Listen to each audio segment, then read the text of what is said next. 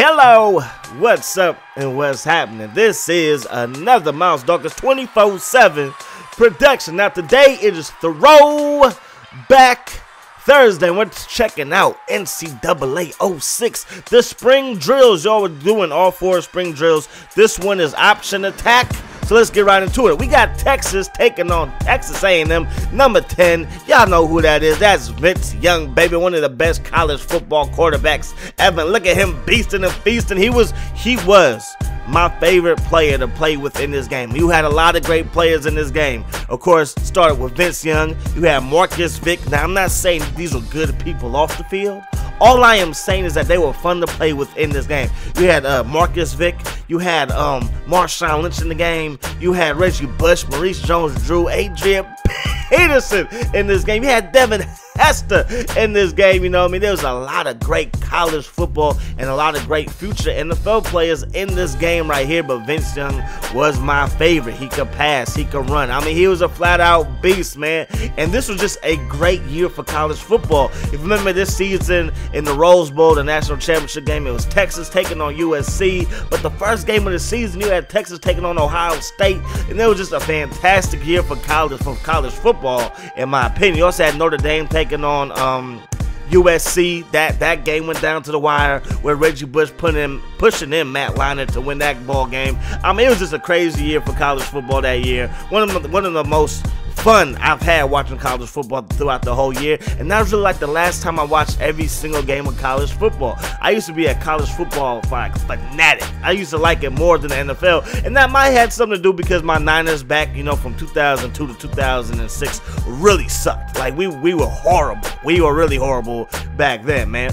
But this matchup right here, Texas and Texas A&M, was one of the best college football matchups, period. One of the best rivalries, period. But they took it away because now Texas A&M is not obligated to play Texas, which sucks because, again, this is one of the best rivalries. But ever since Texas A&M moved to the SEC, they are not obligated to play any schools from Texas. So it breaks up rivalry, but hey, it is what it is. I would like to see that rivalry come back, but I'm nobody. Yeah. So moving on, we're in the Oklahoma drill. So it's only right that we get Oklahoma in this drill, and his name is Barnett, I believe, or Bennett.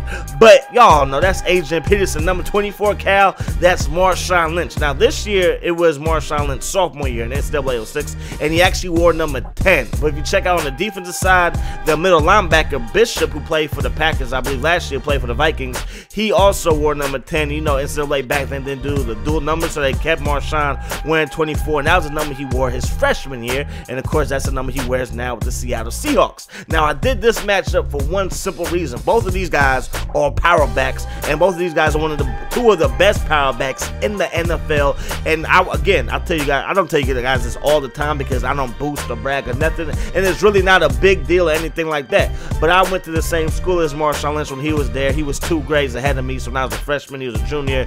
10th grade, he was a senior, stuff like that. But anyways, man, there was a magazine, it was a high school football magazine that was talking about, you know, who the best running backs in the league was. And Marshawn was the number 2 running back in the country. Now I was like, wow, my man doing his thing, right? So in college, my man Marshawn, he leaves after his junior year like most running backs should do. That's a smart choice because, again, running backs can't take so many hits. You might as well get paid while you're taking those hits, right? So he was the second running back taken, I believe it was like the 2008 draft, I want to say. And then, you know, of course, in today's game, he might only be behind one running back, and that's Adrian Peterson. So in high school, Marshawn was the number 2 running back. Who was the number 1 running back? Adrian Peterson was the number 1 running back in the country in high school. And then in college, Adrian Peterson got drafted ahead, or when they were leaving college to go into the NFL, Adrian Peterson was drafted ahead of Marshawn. Adrian Peterson was drafted with the 7th selection, and I believe Marshawn went 12th to the Buffalo Bills. Don't quote me on that because I might be wrong, but I believe he did, man. So, yeah, that's why. And it seems like Marshawn was always behind him as we're moving into a different drill. This is the passing drill. Right here, we got Michigan taking on Ohio State, the Ohio State University. Now, Yeah, so just reminiscing, like Marshawn back when he was in Buffalo, it wasn't even close. Like Adrian Peterson was so far ahead of him, and maybe because Marshawn wasn't, motivated to play in Buffalo, I don't know. Maybe he didn't like the system. To me, it was the system. If you notice, because a lot of people think, oh, football, you just give the ball to somebody and it works out. Well, if you notice, Seattle is a downhill power running game, and that fits Marshawn, right? I mean, Emmitt Smith said he's never seen a running back like Marshawn, and I bet he wasn't saying those same things when Marshawn was playing in Buffalo, but in my opinion, it was because, and again, my humble opinion, it was only because, Buffalo ran a zone blocking scheme, and that's why to me, C.J. Spiller fits a whole lot better in that scheme, you know what I mean? But at the end of the day, both of these guys are going to have a successful career. Marshawn Lynch is already one of the best running backs in the game, top 3, definitely top 5. C.J. Spiller, if he can stay healthy, he can definitely be in that top 10, top 5, category with the running backs. But anyways, let's get back to the gameplay. Again, it's Michigan taking on the Ohio State University, and again, this was just one of the best years for college football because the 2 receivers that got those white little circles underneath them, the name is May and Douglas in here, but May, that's Ted Ginn Jr. Again, one of the best college receivers to ever do it, and of course, he's lined up next to Douglas, and that's really Santonio Holmes, man. I'm telling you, this was one of the best years for college football. On the Michigan side, even though I was talking about Marshawn Lynch, when Michigan was on the field, they had Mike Hart. He ended up getting drafted by the Indianapolis Colts.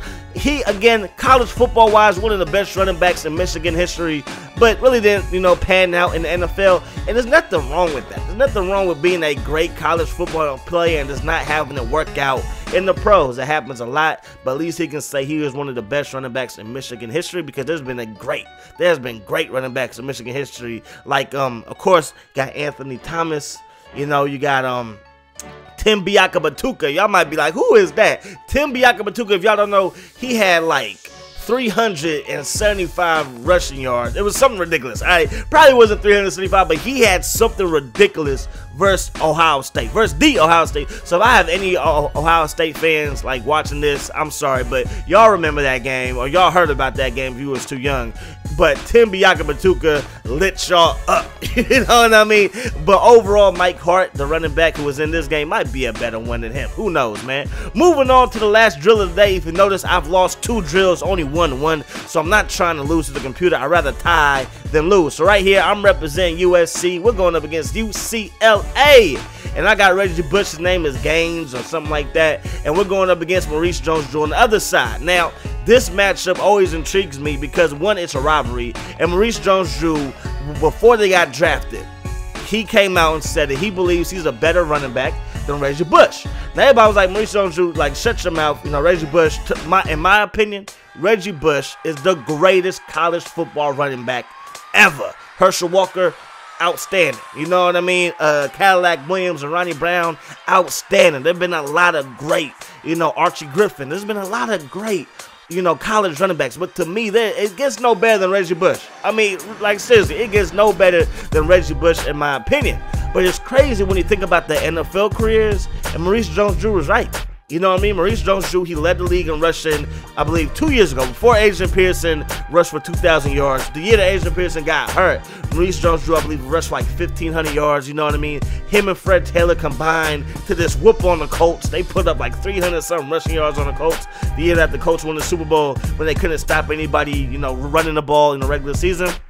So, lo and behold, my man, number 21 for UCLA, number 1 in your heart, Maurice Jones-Drew, was right. He turned out to be a better, NFL running back, but who was gonna pass on Reggie Bush to get Maurice Jones-Drew? Now, I like Maurice Jones-Drew. He's from California, went to De La Salle, you know what I mean? I got love for him, like I really do. But back then, it was like Reggie Bush was the man. Now, he didn't turn out to be, anything too special in the NFL. He's had decent seasons, but in my opinion, Reggie Bush is more that Darren Sproles type of running back, and Darren Sproles is the best scat back, catching the passes out of the backfield type of back in the NFL, man. So this is the last play of this video. I hope you guys enjoyed it. Hope you guys enjoyed my little college football talk. And I'm going to get up out here. I'm going to see y'all later. Peace. Hot sauce.